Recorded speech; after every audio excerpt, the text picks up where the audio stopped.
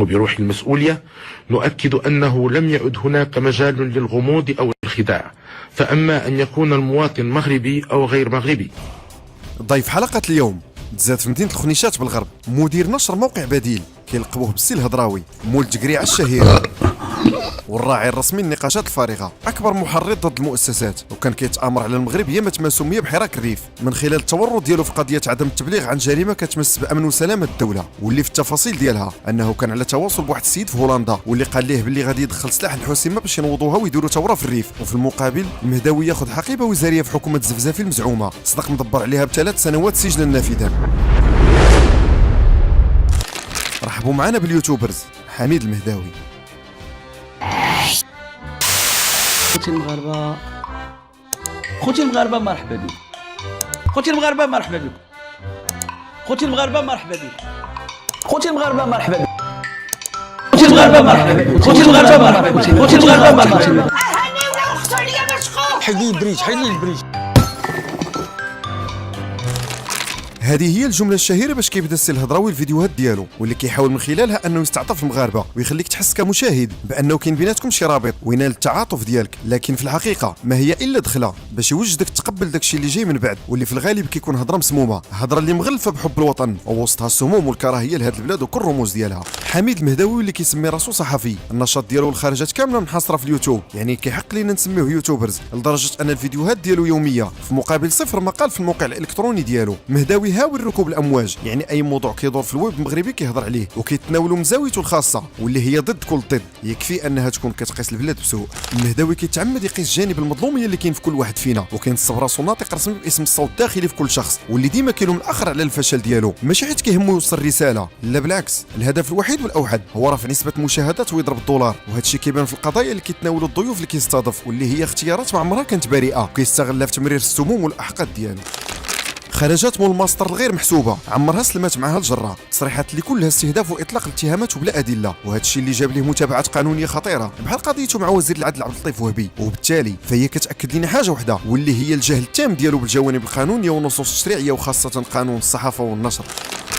ايضا السي حميد ملك التناقضات والدواوي يقول الحاجه وينسى، مثلا اصبح هادشي فيه ابتزاز. اش قال ابتزاز؟ نقول لك واحد الكلمه مهمه السيد الوزير، ها شوف هادو وريقات ما غنجبدهمش ليك، حيت هادو كيبقاو في اشاعات، انا كنحترم راسي، ممكن نجبد لك انا هاد الجروب ديال كاستيل فرنسا وعلاقته بهذا الفرع وهاد براهيم انت غتعرف هاد الشيء هذا، ولكن هذه كتبقى عرفتي بغيت نتلاقاك، هذه ما غنجبدهاش، نخليها انا باقي كنبحث فيها. وابتز كيبتزني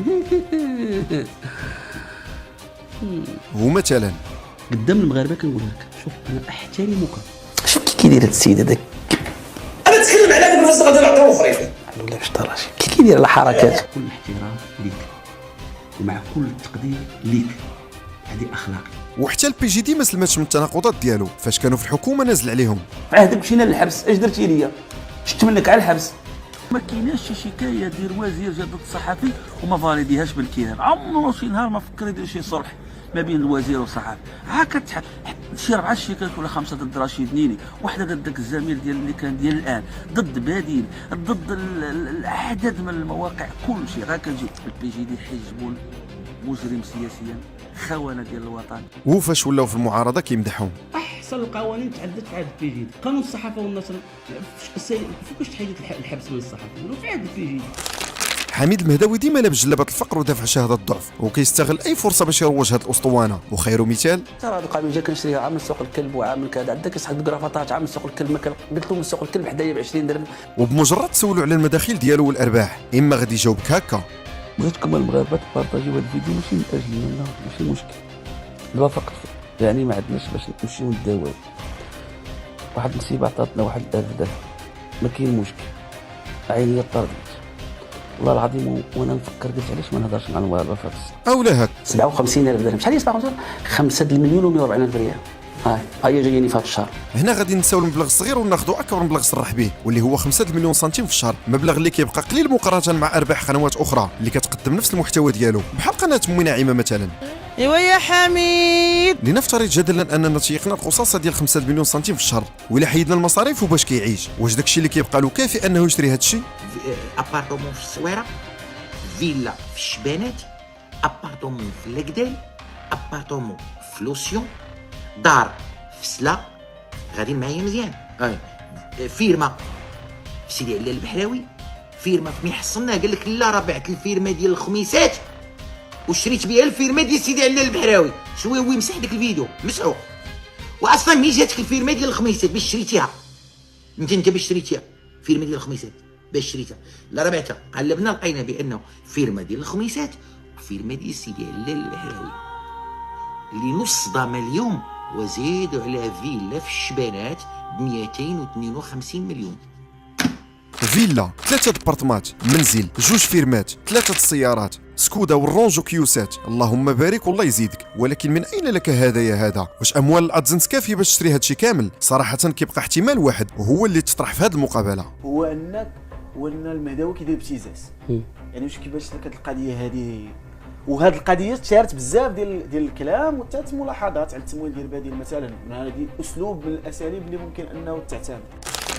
المهداوي في تناول الموضوع الخونه واللي كيسميهم المعارضين ديال الخارج، كيقول باللي ما كيتابعهمش وكاع ما مسوق لهم. ولكن في اقل من 24 ساعه على الفيديو نصاب زكريا مومني المهداوي ما عطلوش وناض جاوبوا. يعني السيد صنت ليه في الحين، وهذا الشيء كياكد انهم تبع شاده والفاده على الخونه، خصوصا وانه دوز في وسط الحلقه مقطع ديال الخائن دريس المراني والملقب جيروم، وهذا الشيء كيبين انه على تواصل دائم مع الطوابريه. دريس فرحان مثلا واللي كينسق عن طريق المحامي المديمي، وهذا الشيء اكدوا المدون بوغطات المغربي وبالادله، مع هشام جيراندو اللي ولا كيسعى المشاهدات بقضيه المهداوي، ومع الارهابي محمد حاجب اللي ما فوتش الفرصه بلا ما يتضامن معاه على خلفيه ادانته في قضيه وهبي، وبيناتهم صديق حميم واللي حتى هو ولد مدينه تيفلت، وهو اللي توسط المهداوي باش يشري فيرما في سيدي علي البحراوي. المهداوي من ديما كيقول باللي هاد الخونه واللي كيعتبرهم معارضين هما مجرد مواطنين مخاصمين مع الدوله، وباللي ضروري واحد النهار غادي يرجعوا للوطن، وكان كيرفض يهضر على ابتزازهم واجرامهم ضد الدوله، وما عمره خرج يفتح الخلفيات ديال التهجم ديالهم الممنهج على الوطن، بل بالعكس المهداوي كانت كتجيه النفس عليهم بالرغم من انهم كيقيلوا يسبوا البلاد. لكن بخروج الزنديق زكريا مومني بفيديو اللي تهجم فيه على السي الهضراوي خلى حميد يحس بانه تقاص في شخصه وفي مصلحته، ومباشره نظرت على المومني. وبلا ما نساو انه ديما كيقول هذا السيد هذا والله الا عاد سميتو دابا سميتو بدر العيدودي، كنشوفو في اليوتيوب شفتو شي مرات، ولكن والله ما عمري بحياتي كون سمعت له شي وقيله شي 30 ثانيه ولا 40. هذا اللي من هكا دريس فرحان، هذا ما عرفتوش حتى هذا الملف ديال هاد المخدرات. قلت واحد النهار ديال حتى سمعتو كيجبدني، ما عرفت كيفاش.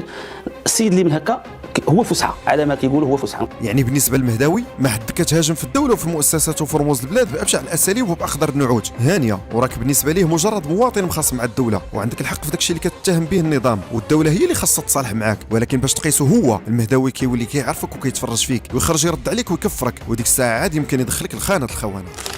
المهداوي اللي منصب راسو ديمقراطي وناقد بامتياز طلع ما كيقبلش النقد، وخرج في العديد من المرات هاجم المنتقدين، هاجم المغاربه الوطنيين، المغاربه اللي كينتقدوه وكيفتحوا التناقضات ديالو، وصفهم ولا شفتوا شي واحد كيهضر علينا عرفوه ولد الحرام. وزيد واصله حاشاكم حرشوا عدد من عباد الله. ولكن فاش كيتعلق الامر بخونه الخارج كيخرج لنا ويقول ما نقدرش نقول على زكريا المومني حيوان، وما خاصناش نقولوا عليهم خونه ومبتزين، وما خاصناش نكتبوا عليهم حيت غيزيدوا يتخلقوا لينا. الهضراوي ديما كان كيقول باللي الخونه واللي في نظره هو بوحدو معارضين ما عندهم حتى تاثير وما خصناش نهضروا عليهم. ولكن اليوم بمجرد ان مومني يهضر عليه وهاجمو تبدل كلشي، حميد شعلت فيه العافيه وخرج كيهضر على التحريض ديالو عليه ونسى داكشي اللي كان كيقول. اذا علاش هاد ردة الفعل كامله رياكسيون اللي كتبين الخوف ديالو من انضمام اصوات اخرى للخونه لجانب صوت زكريا مومني؟ واش لهاد الدرجه خايف يخسر تعاطف خونه الخارج معاه؟ واش لهاد الدرجه ما عنده حتى مشكل يوقفوا معاه الخونه والمبتزين او سيطره المصالح على السلوك ديالو وخلاته يدير سياسه الكيل بمكيالين وازدواجيه المعايير والمواقف؟ اكثر من هذا في كل مره كان كيخرج شي وطني من الغيورين على البلاد يدافع على المملكه المغربيه ويفضح الاكاذيب والابتزاز ديالهم. المهداوي ما كانش كيعجبو الحال، كان كيعتبر الجواب عليهم بحال محاوله اعطائهم شرعيه واشهار على حد تعبيره طبعا. ولكن اليوم حيت هو اللي تجبد ما قدرش يصبر، وماشي غير ذا الاشهار لزكريا مومني بل عطاه الشرعيه وقام بتسكيت روايه المرتزق مومني ودوز مغالطات خطيره. المهداوي في الرد ديالو على مزاعم المومني وعوض ما يكذب داكشي اللي قال على غياب الملك ناض هو زكاها وقال بلي غياب الملك ما كيوقفش سيروره الدوله، وقال حرفيا واش الملك الا غاب ولا مشى واش البلاد وقفت ولا دابا الملك ما كاينش. هذا السيد اللي خلق لنا نقاب المغاربه كتخلص ولا ما كتخلصش الاجور ديالها؟ دايزه الاجور ولا حابس؟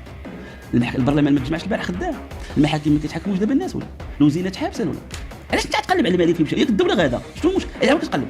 هذا الكلام اقل ما يمكن نقوله انه خطير للغايه، حيت ماشي فقط كيزكي الاشاعات اللي في الاصل هي صناعه موقع جزائري، وانما المهداوي بالخبط الاجرامي ديالو اعتبر الملك زايد ناقص، بحال كاين بحال ما كاينش. ولكن حنا غادي نجاوبوك بهذا الفيديو. كيفاش غادي بلا ملك؟ كون غادي بلا ملك ورا دوك الكامرانات ديالك اللي انت تيدوروا معاك كون راه هاجوا علينا. البلاد غادا بلا ملك، هذاك الميناء المتوسطي والله ما يكون. هذا كاس العالم اللي عندنا دابا والله ما يكون. راه جميع المشاريع الكبرى في المغرب والله بلا مالك لا تزاد الطوبه. مورونج في الحديث ديالو على الكذوب ديال المؤمنين اللي كان كيروج هذه سنوات، وعوض ما يستغل خروجه المتكرر على منصات اليوتيوب ويقول الحقيقه واللي مفادها ان شكايه المؤمنين كانت كيديه، وهو باللي القضاء الفرنسي حفظها نهائيا من مور ما تبين بانها ادعاءات كاذبه. اصر على انه يعطي الحق المؤمني يواصل الروايه ديالو، بل والطامه الكبرى انه كيعطي ليه الحق يطالب الدوله بتعويض. مول الماستر في القانون عوض ما يقول باللي الرغبه ديال المؤمني في وظيفه بوزاره الشباب والرياضه ما كانش عنده فيها الحق، وعوض ما يفضح باللي المؤمني كان كيتربص بالملك حيت كان باغي يسعى. ناض المهداوي كيهضر على الخرافه ديال الاستقبال في القصر الملكي واللقاء مع مستشار الملك، والكارثه هي قال لك ان الملك كان باغي يتعامل مع المؤمني، داكشي علاش تلاقى به. اليوتيوبرز المهداوي عوض ما يطرق الروايه الصحيحه ديال محاوله الابتزاز ويهضر لنا على كيفاش بدا زكريا مؤمني يراسل السلطات المغربيه، وكان كيصيفط رسائل للقصر الملكي، وهو اللي صيفط رساله للوزير الداخليه الاسبق محمد العنصر كيطالب فيها ب5 المليار باش يدير نادي رياضي مقابل يسكت على الخرايف اللي تيقها ديال التعذيب، وكيفاش كان كيصدع المسؤولين بالتليفونات، وكيفاش كان كيقطع التسجيلات ديال المكالمات ويزورهم. المهداوي عوض ما يبين هذا الشيء في الحلقه ديالو ناض اكد مره اخرى الاكاذيب ديال مؤمني وحطوا في صوره الضحيه، وقال باللي العنصر هو اللي كان كيجمع معاه في التليفون، وباللي السلطات هي اللي جابته المغرب وتآمرات عليه وصوراته. ولكن نسى ان المؤمني في الفيديو الشهير ديال الابتزاز ما هضرش نهائيا على التعذيب، وحتى فاش سولو مسؤول الداخليه ديالاش المبلغ ديال 5 المليار اللي طلب، جاوب هو ومراته باللي هو مبلغ المقر ديال النادي الرياضي اللي بغى يدير في باريس، وما جبتش نهائيا حس التعويض عن التعذيب المزعوم. بعد ما بينا لكم هاد الحقائق كامله غادي نختموا الفيديو ديالنا بواحد التساؤل اليوتيوبر حميد مهداوي. علاش ما عمرك هضرتي على الكذوب ديال الخائن والمبتز زكريا مؤمني؟ علاش ما عمرك قدرتي تكتب هاد الحقائق في مقال وتنور الراي العام بالحقيقه؟ واش خايف؟ لا سيدي خايف. ولكن مناش سؤال صعيب ياك، غير ما تنساش رجل هنا ورجل هيه راه ما خداماش. خليتكم على خير.